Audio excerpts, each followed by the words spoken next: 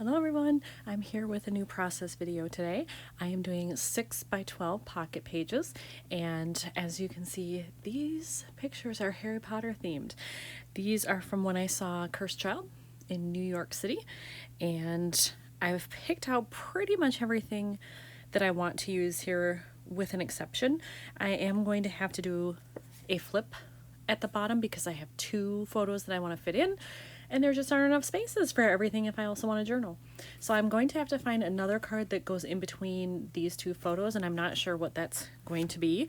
But for this upper left hand pocket, I have this, which I absolutely love. I love that it has potions, it's got books, it says Wizard in Training. I love it. It's even got a little bit of castle in the back.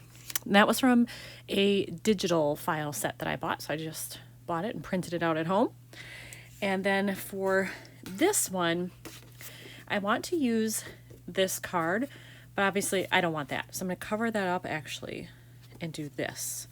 Use the card that says Expecto Patronum, if I can speak right, because these were all over the walls of the theater before you go into your seats. It has all these different patronuses, and we were fascinated by them. So I want to make sure that I do them justice and that I scrap them well.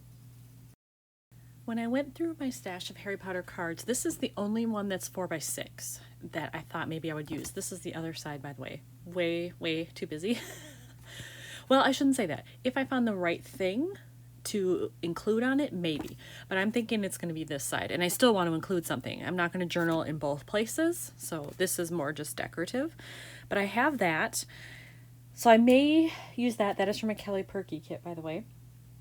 And then I bought one of her swag bags that is also Harry Potter themed. I'm going to dig that out and see if there's anything in there that I can use here. I do also have some stickers, so if I had to, I could do that. I also have tons of Harry Potter themed stamps, so maybe I could stamp another design. We'll just see. I did find something. In the swag bag, I forgot that it's not just like die cuts and ephemera stuff, that there are also cards that came with it, and I thought that I had put those in with the rest of my cards, but apparently I didn't. So I think I want to use this. It's a vellum card, but it's a similar color to what's here. I think they're made to match since they came in the same set, and I'm thinking I can cut off the top, I can attach it here, and then I can just, I don't think I have a stamp that says Dumbledore, now that I think about it. If I do, great. I know I have a stamp that has his face. Maybe I could add his face on here. But otherwise, I would probably just write the word, Dumbledore, because that's his quote. But I'm at least going to start with this and get that put together, because I do know that I want that to be what's the extra thing in this pocket. Because this is vellum, I didn't want to have to put any kind of adhesive behind it because you would completely see it. This is very thin. So I just chose to do mini staples here, and then I will cut off the excess, and it should be just fine. Let's try it and find out.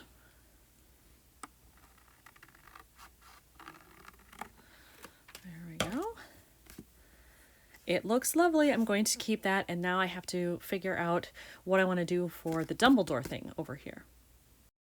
When I went into my HP related stamps, I found this, which I knew I had Dumbledore. And I thought I had a quote that had his name on it, but I don't. So I can't stamp his name unless I did it individual letters, which I don't want to do. So I think I'm just going to stamp him. Now, normally I would love to color in all the stuff because he wears such fun outfits. But I think I'm just going to do it black and white because there's a lot of red, black, and white going on. So I think that would be suitable. So I think I'm just going to do it like right here next to his quotation. Ta-da! There's the funky Dumbledore that I love so much. So yay, he's on there. And it really fits with these photos too because his portrait actually appears in the play. No spoilers for anybody who hasn't seen it or read it, but his portrait does talk to Harry a little bit in the show. So I think that it fits nicely. So since I do have some gold in here, it appears on this card. And there's some in my shirt there since I'm a Gryffindor. I think I want to do a little bit of gold splatter, maybe a little bit up here just so it brings it in a little bit more. And on this card, because otherwise it's a lot of black. I don't know that I need it on this one with Dumbledore, but maybe, I don't know. I'll do the others first and then I'll see. I did the splattering, so here's what it looks like on that card. It's a little hard to see on camera, but there is some around here as well. It shows up much better. There we go. Shows up better in person, I think. And then I did decide to do Dumbledore after all, just a little bit, and I think it looks good. And where's my other one? Oh, here it is. So that's the bottom pocket. And then I have this one. And I was worried it wouldn't really show up on the black, but it does show up a little bit, so you can tell that there is some on there as well. In my stash of Harry Potter stuff, I also have a ton of like phrase labels and just die cut things that I've gotten as digital files. And I found a couple of those that I wanted to use, so I've already attached them. So I did this one, the wand chooses the wizard. And then on this one, I decided to do swish and flick. So I think I'm going to pull out some stickers next and maybe just do some small ones around to add in a little bit more color and shine. So I first pulled out these stickers, but I think the scale of them is too big. I need things that are smaller here because these figures that are in the pictures take up so much space that it would be overwhelming. So I'm not going to use those, but I have these smaller ones. So I think I'm going to pull out a couple of these and see what happens. All right, so I added a couple of things. I added just tiny little gold foil sticker there, and then another one on this photo underneath. And then on this card, I actually added a little wand since it's about doing a spell. Since I've done all the stickers and put on all the embellishments that I want, I am going to do my photo flip now. So this one will be in the front. When it flips open, it'll be like that. So Dumbledore here will go like so. There we are.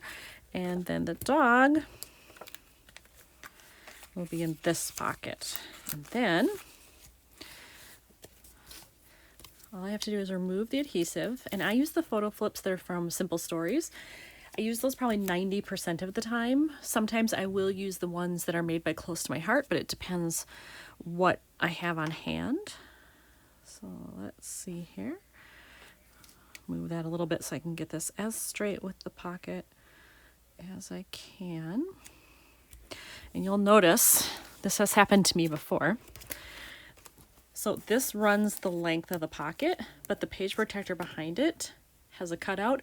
I just go with my scissors and I cut out that little notch, and I've never had a problem where this doesn't stay stuck down. So if you find that that happens to you because of the style of page protector you have going in the back, don't worry, you can take care of that and it'll work just fine. All right, so everything is attached. I cut off the little end to match the style of the page protector. And then when I put on the photo flip, it actually covered a little bit of where the hole needed to be for the rings. So I just took my crocodile, used the 3/16 side, and just repunched the hole, and it's good to go now. All right, I have everything in the pockets now, so I'm going to do some close-ups. So here's the top on the left side.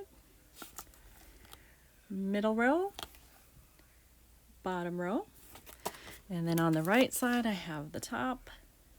Love that photo. Middle, I'll do my journaling off camera, and then the bottom with the flip. So here is another one done for New York. Thanks for watching, everyone.